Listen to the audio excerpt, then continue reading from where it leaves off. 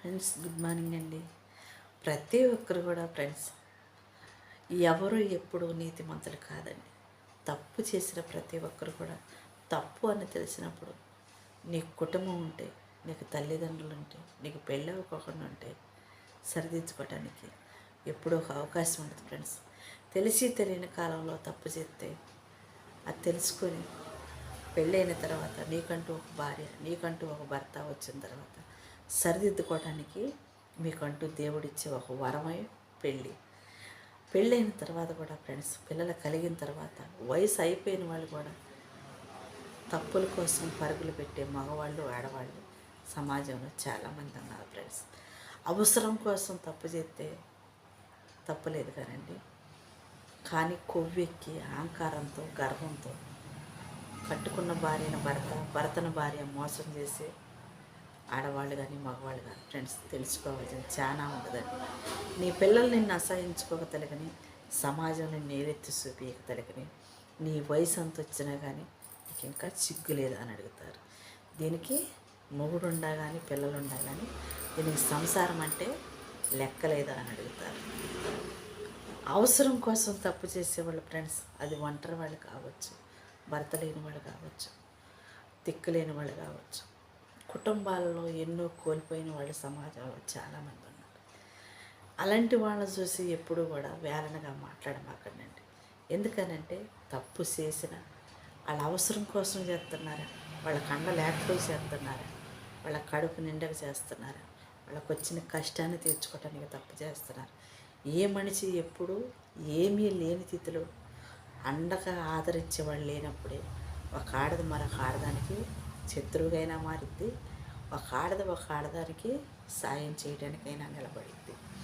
ఈ రెండూ లేని వాళ్ళు ఎవరైనా ఉన్నారు అంటే ఫ్రెండ్స్, అది కుటుంబంలో చేసే ద్రోహాన్ని బట్టి ఒంటరిగా బ్రతికే ఆడవాళ్ళైనా కావచ్చు. ఎదటి వాళ్ళ కుటుంబాలలోకి వెళ్ళి ఏ రోజు కూడా ఫ్రెండ్స్, మీ అవసరం ఎలాంటిదైనా సరే ఉంది, అవసరం వరకే వాడుకొని వదిలేసి సరే చాలా మంచిది.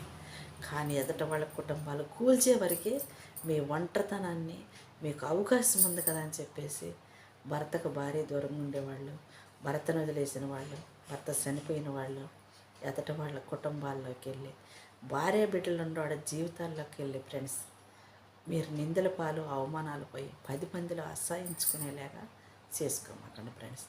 సమాజం చాలా ఉంది, జీవితం చాలా విలువైనది. నీ కడుపును పుట్టిన బిడ్డలో నిన్ను అసహించుకోకుండా ఉండాలన్నా, నువ్వు పెట్టే పట్టెడు మెతుకులు తిని వాళ్ళు సంతోషంగా సమాజంలో బ్రతకాలి అన్నా కానీ ఫ్రెండ్స్ చాలామంది తెలుసుకోవాలి. కష్టపడి చెమట వచ్చి సంపాదించే దాంట్లో ఎప్పటికైనా విలువ ఉంటుంది. అవసరం కోసం తోడు నిలబడిన మగవాళ్ళు, అది అన్న కావచ్చు, తమ్ముడు కావచ్చు, దిక్కులేని వాళ్ళకి ఎవరైనా సాయం చేస్తే దేవుళ్ళతో పోలుస్తారు.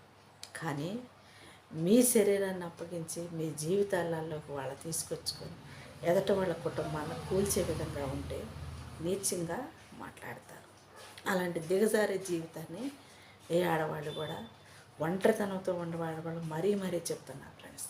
ఎప్పుడు అలాంటి నీచమైన నిర్ణయాలు మాత్రం తీసుకోమాకండి. మనిషికి మనిషి ఎప్పుడైనా ఉంది అంటే మనకు లేక, మనకు అండ లేకో, ఆదరవు లేకనో, కుటుంబం లేకనో ఎదుటి వ్యక్తులు తోడు కావాలనుకోవచ్చు.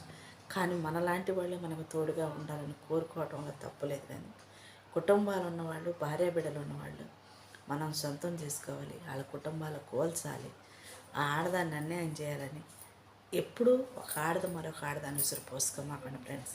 ఎందుకంటే నువ్వు బిడ్డలు ఉన్నదానివి అయితే నీ బిడ్డలకు కుసగలుగుతుంది. నువ్వేమీ లేని దానివి కావచ్చు, వదిలేసిన దానివి కావచ్చు, నీకంటూ అన్నీ ఉండి ఒకవేళ ఆదరించేవాళ్ళు లేకపోవచ్చు. ఆ కాస్త జీవితం కూడా అనుభవించుకోకుండా దిగజారిపోవచ్చు. ఒకవేళ 100 ఏళ్ల జీవితం నువ్వు అనుభవించవచ్చు, నీ సావు తర్వాత అయినా నీ చేసిన పాపంలో నువ్వు అనుభవించాల్సి వచ్చింది. ఆడదాని ఉసురు ఎప్పుడు కూడా ఫ్రెండ్స్, నువ్వైనా నేనైనా ఇంకొకళ్ళైనా ఆడవాళ్ళే. ఏ ఆడదాని ఉసురు ఆడదానికి తగలకోకుండా ఉండాలి అంటే ఎదట వాళ్ళ కుటుంబాలలోకి వెళ్ళకోకుండా ఉండటమే చాలా మంచిది. నీ భర్త ఎలాంటి వాడైనా కావచ్చు, నీకు చేతనైతే బతకటం నేర్చుకో. నువ్వు కష్టపడు, చెమటోర్చు, 4 ఇళ్లలో పాచి పని చేసుకున్నా తప్పలేదు. కానీ ఎదట వాళ్ళు వేసే ఎంగిలి మెతుకుల కోసం నీ జీవితాన్ని, నీ కుటుంబాన్ని అన్యాయం చేసే వ్యక్తులు మాత్రం ఎప్పటికీ కూడా దగ్గరికి రానివ్వకండి, దూరంగా ఉంచండి. మగవాడు ఎప్పటికీ కూడా ఆశపడితే అందరిదంటూ ఏమీ లేదని వెరేస్తుంటాడు, చూపిస్తాడు ఆశ. ఆశలో మోసపోతే కుంగిపోయేది నీవే, నేలపాలైపోయేది నీవే, అన్యాయం పాలైపోయేది నీవే. లాస్ట్కి 10 మందిలో అసహించబడేది నీ బిడ్డలే అవుతారు ఫ్రెండ్స్. అలాంటి వాళ్ళు ఎప్పటికైనా కానీ చాలా జాగ్రత్తగా ఉండటం చాలా మంచిది. Thank you.